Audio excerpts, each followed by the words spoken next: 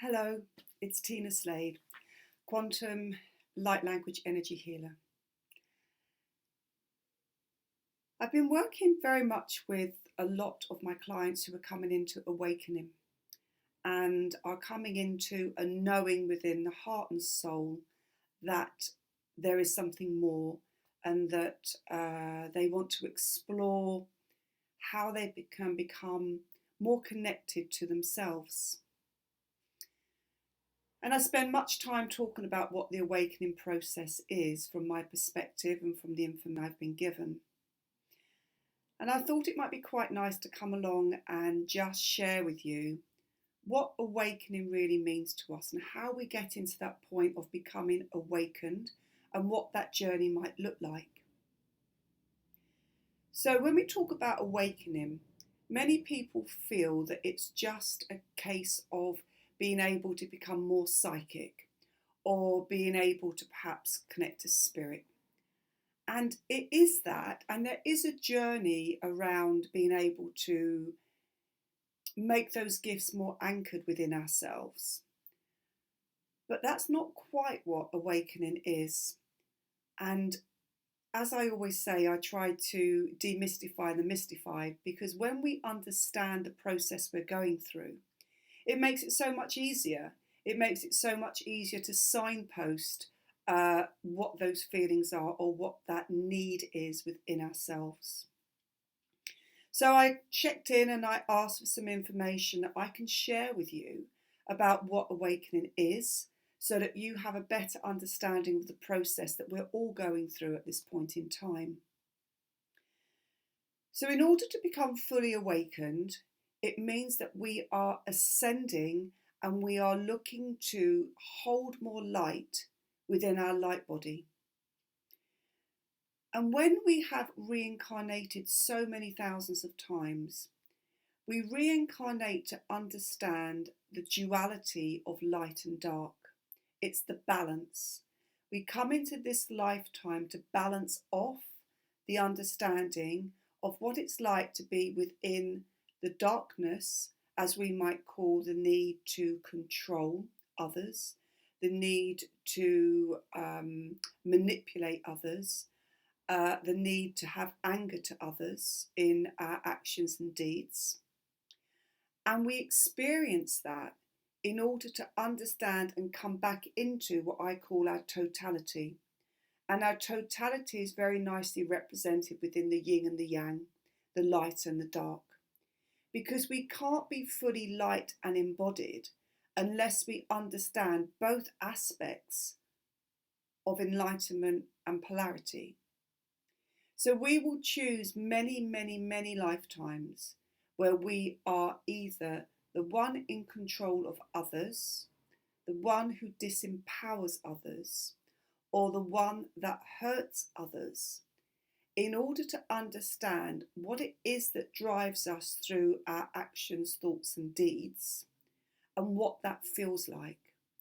Because that is the exact opposite of what Source created itself to be, and it created itself to be pure light, pure love, and the oneness. So when we've had those lifetimes of being within the dark, where we will always be the murdered and the murderer, and we will always be the person who was hurt and the person who has been hurt, because we have to learn the duality of how that feels, the disempowerment, but also the powerment, then we are able to balance those two things and come back into our totality, where we hold more light, because the darkest experiences we have hold us in lower timelines.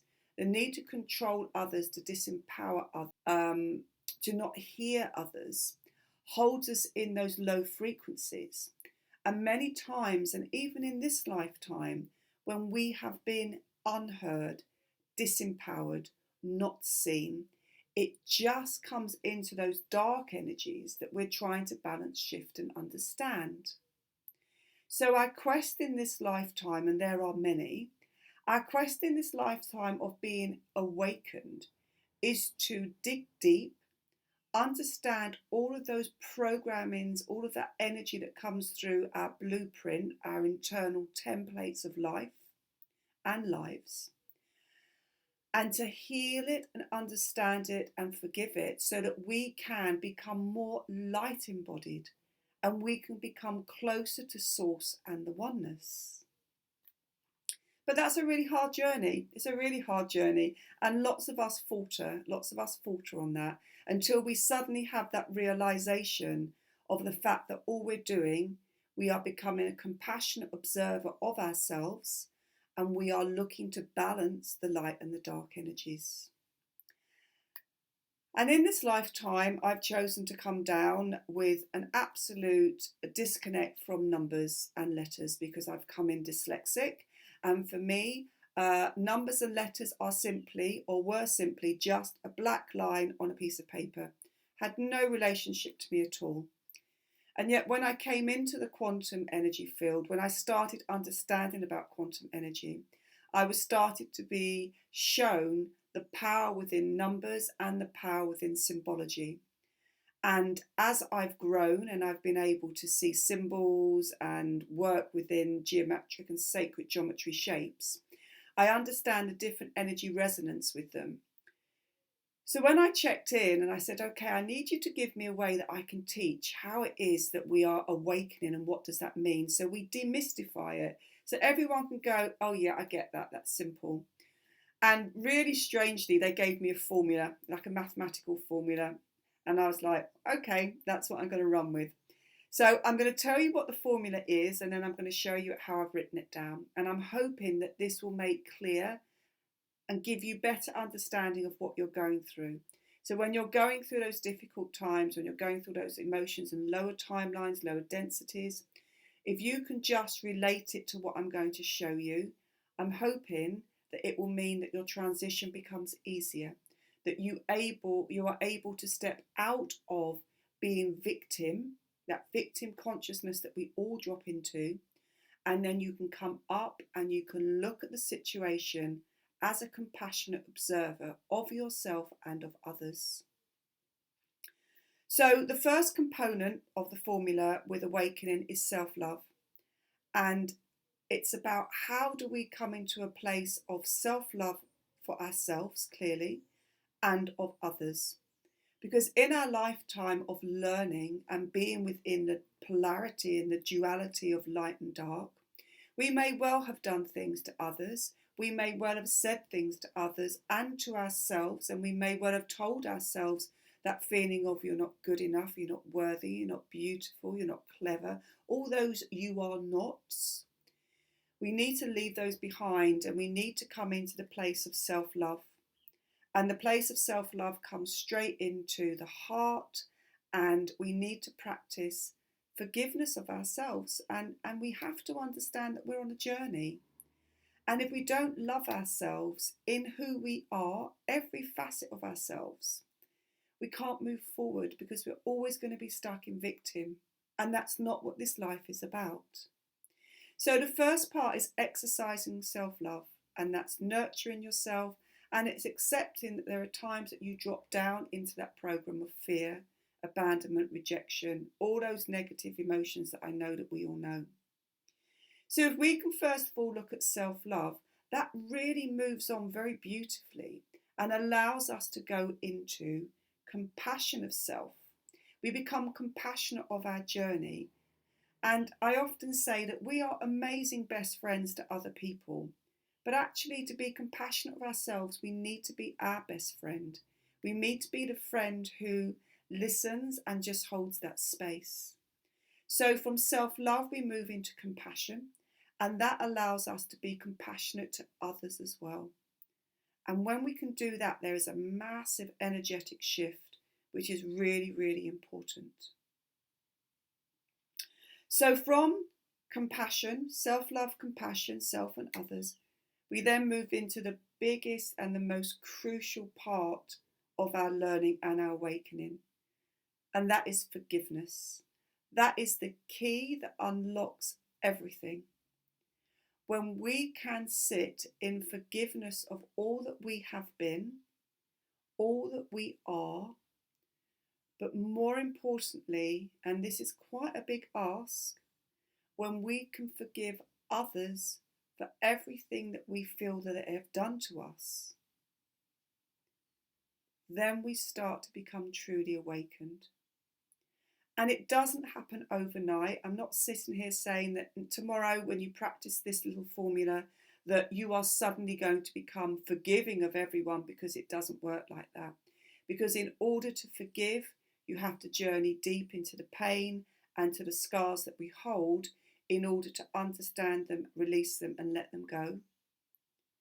But if we try to aim for forgiveness, that's when we're able to anchor in more light. That's when we become more at peace with ourselves and we're not carrying all of that burden of the dark energies and the darker emotions that we hold of lack. So the components really are, and I've just put together very briefly, I've just put together this little formula. So basically we're asking to be shown self-love. We need to come inside into the I am and come in and really understand who we are and what that means to love ourselves. Because then when we're able to love others, it leads to compassion and it leads to forgiveness. And those are the three keys: self-love, compassion, forgiveness. When we've mastered those, in whatever time frame is right for you, there is no pressure, because in order to do that healing work, we have to take the time to jump into it basically and feel it, hold it and honour it. When we do this, what we then receive is connection to the I am presence. We receive the connection to our higher self, the self that is all-knowing, that holds our universal light. And when we connect into this part, we get our awakening and we get our gifts. And our gifts are our connection to source, and our gifts are our connection to our spiritual self. And that might be through healing, it might be just through word. We don't know what it is until we actually embody it. But that is our true awakening. And if we can break it down, if we can deconstruct it, we get to understand everything that's going on for us, and we get to understand the journey that we're taking. So I hope that sheds some light on my perspective on awakening. As always, it comes with my love, and I ask you to use your discernment as to whether that resonates with you. And I ask you just to fall into your awakening, because when we start to awaken, yes, it brings up a lot of things we need to deal with, but it actually brings us joy and connection very much into the I am presence. So with my love, as always, with my love to you, thank you for listening. I ask you just to subscribe to my YouTube channel, Tina Slade, Quantum Light Language Energy Healer, because I often post on here words of wisdom that I'm channeling, and also light language clearing as well. So have the most wonderful day, and with love, grace and honour, I thank you.